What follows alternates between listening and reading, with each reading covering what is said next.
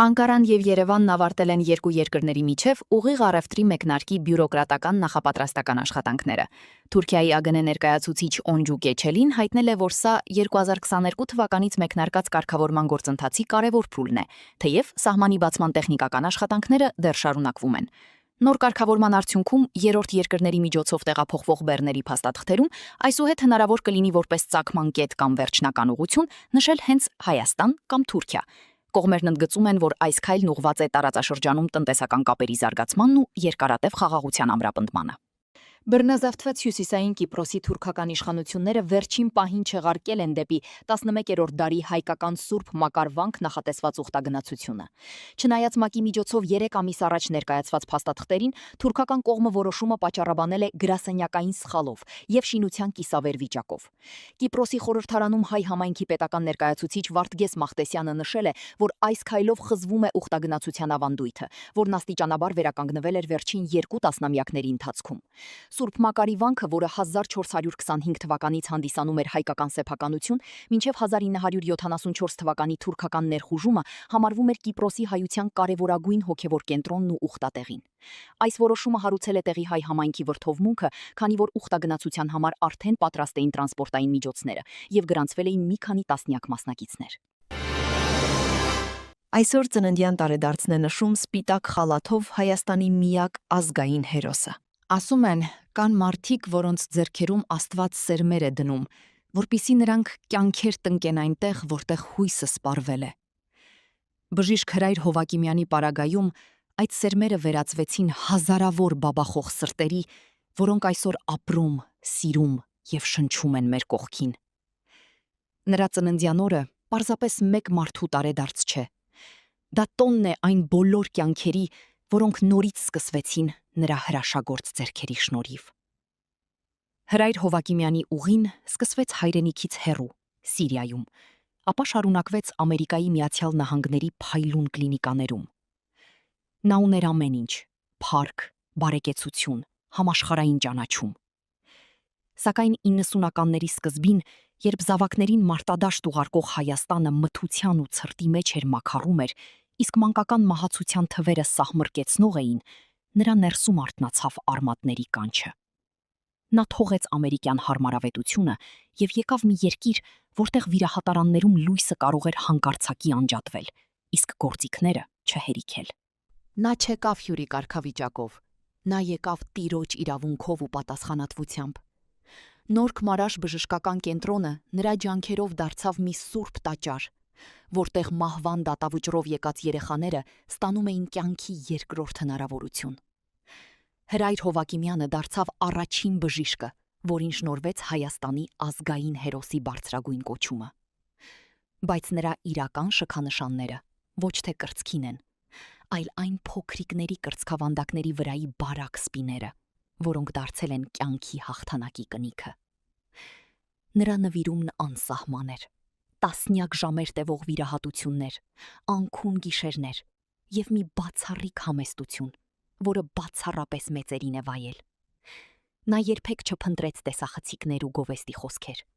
Նրա համար ամենամեծ վարձատրությունը միջանցքում սպասող մոր արցունքոտ աչքերի մեջ տեսած շնորհակալությունն էր, երբ վիրահատարանից դուրս գալով ցածր ձայնով ասում էր. «Ամեն ինչ լավ է, նա կապրի»։ Հովակիմյանն այն բացառիկ հայերից է, որն ապացուցեց, որ հայրենասիրությունը ոչ թե բարձրագոչ ճառերն են, այլ կոնկրետ գործը։ Նա կերտեց սրտային վիրաբուժների մի ողջ սերունդ, Հայաստանում ստեղծելով մի դպրոց, որը մրցունակ է աշխարհի լավագույն կլինիկաների հետ։ Նա կառչած մնաց իր արմատներին այնպես, ինչպես ծառն է կառչում հողին, իր ողջ ուժն ու ավյունը տալով այդ հողի զավակներին։ Այսօր նրա տարեդարձի առիթով Հայաստանի տարբեր անկյուններում հազարավոր մարդիկ, արդեն հասուն երիտասարդներ, ծնողներ, բժիշկներ, մտքում մի նախադասություն են ասում. «Շնորհակալ եմ, որ դուք կաք»։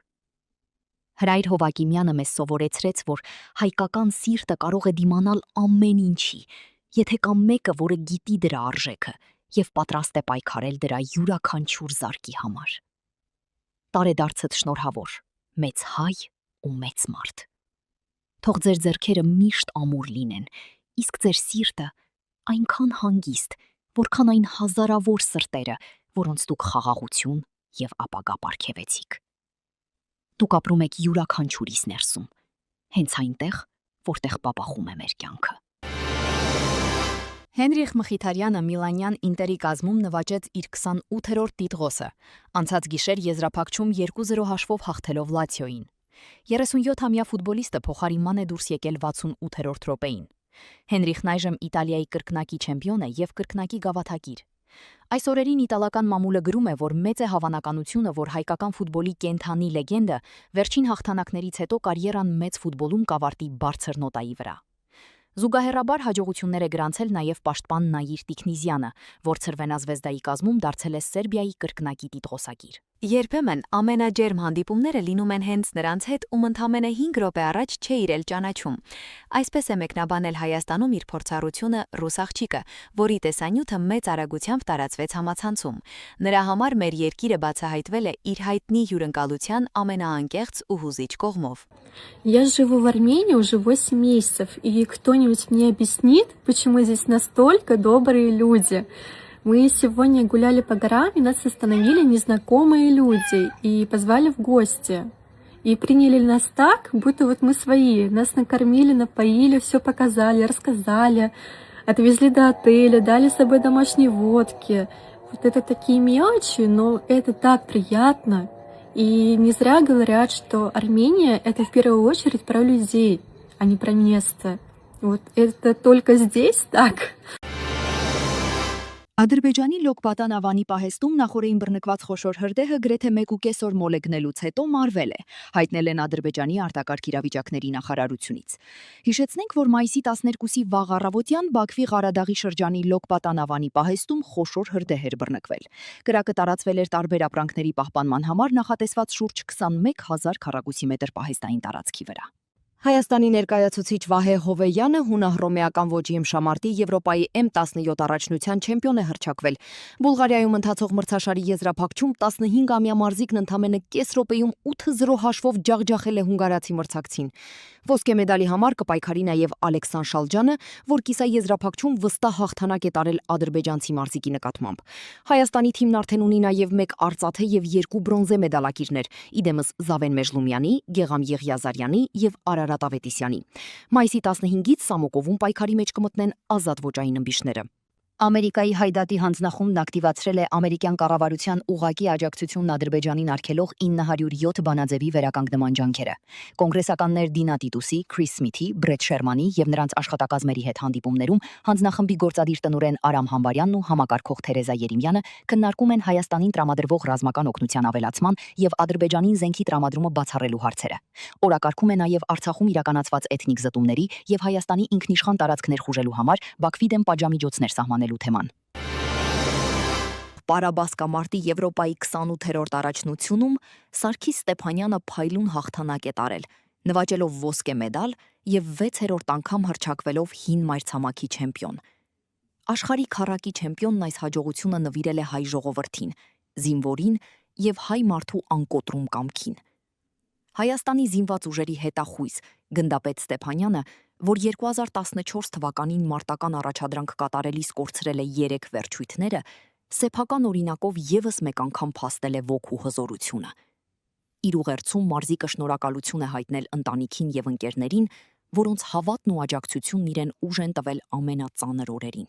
Հայաստանի Հանրապետությունը ստացել է 2027 թվականին ռազմական սպորտի միջազգային խորհրդի գլխավոր ասամբլեան եւ կոնգրեսը հյուրընկալելու իրավունքը։ Համապատասխան պաշտոնական համաձայնագիրը ստորագրվել է Մոնակոյում։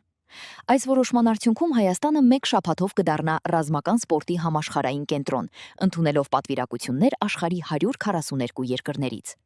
Հյուրընկալման այս հնարավորությունը հաջորդում է Հայաստանի հաջողված փորձին, որը ներառում է 2019-ի Եվրոպական համաժողովը եւ 2024-ի ըմշամարտի զինվորականների աշխարհի առաջնությունը։